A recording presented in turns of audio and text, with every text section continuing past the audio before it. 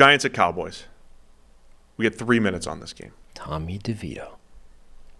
Cowboys by 16.5. 16.5.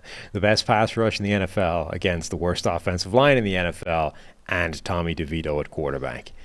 Probably sums up He looked better in a low-leverage relief appearance last week against the Raiders. Yeah. Probably sums up the game, though. Like, just that. If you knew nothing else. Yeah. Best pass rush, worst line, Tommy DeVito. How's it going? Yeah, 16.5. It makes sense. I get Dallas's way. Yeah. Dallas is also, I mean, they're hot. They and they eat these games up usually.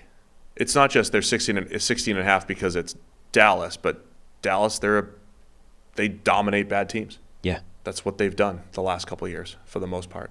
I don't have time to run this live, but what does their pass rush look like specifically against not good teams? I would imagine it's insane. I can go at least game by game here. Dallas's pass rush. Well, against the Giants, we had an 88. We know that they sacked Daniel Jones like 900 times. Yeah. Jets, 78.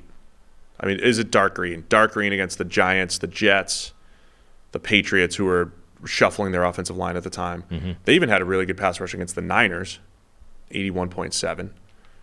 Against the Chargers.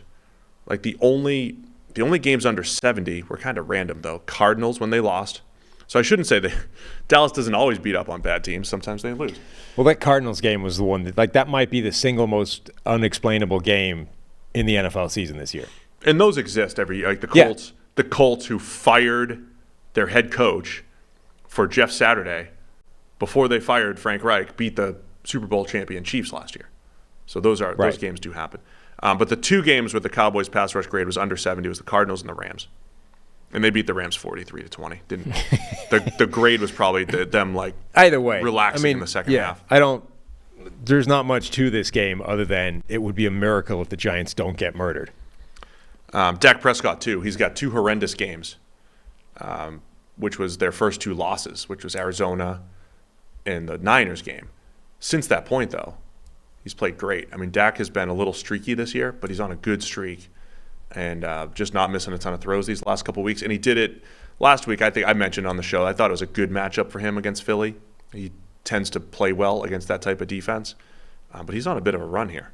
And so that's something. He didn't have to do much in week one against the Giants. If there's something that's going to keep it close, though, the Giants, aggressive D, if they do get one of those Dexter Lawrence games to just implode the middle of the defense, it would be the Giants defense, which has played better overall over the last few weeks, even though they didn't do great last week against the Raiders. They would need something like that. I mean, Dak Prescott, even against sometimes that the blitz-heavy type of defense just creates that variance, but like Dak Prescott's been consistently good against the blitz in his NFL career. It's not even like an area of potential weakness. It would require we introduce variance. We're going to blitz like crap. Right. Usually, Dak Prescott does well against the blitz, but on any given play, something crazy can happen, and maybe we change that narrative in this one small sample size iteration. But there's no evidence that says even that is going to affect this game. I don't think this is a record line. I mean, we've seen lines up at 20, 21, haven't we, before?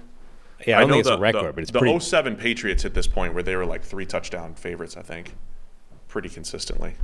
And then they wouldn't cover that because that's a ridiculous number. But okay, 16.5 here for Dallas. I think I'm gonna get them to cover even with 16.5. I'm gonna take Dallas. I mean, I think I took Dallas against Arizona back when they lost by 14. Right. So yeah, weird stuff happens. It's the NFL, but yeah, give me the Cowboys to cover the big number.